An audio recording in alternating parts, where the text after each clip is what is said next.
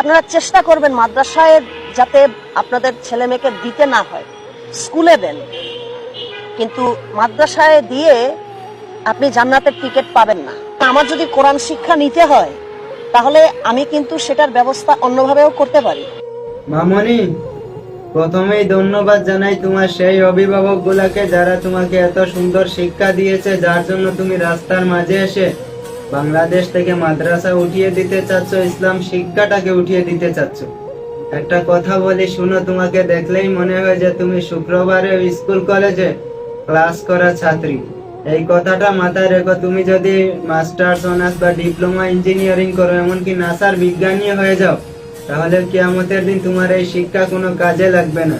তুমি যদি মুসলিম হয়ে থাকো, কিয়ামতকে বিশ্বাস করে থাকো, তাহলে এইটা তুমি মাথায় রেখো যে মাদ্রাসায় লেখাপড়া করে যদি একজন 30 পারা কোরআনে হাফিজ হতে পারে, তাহলে সে চাইলে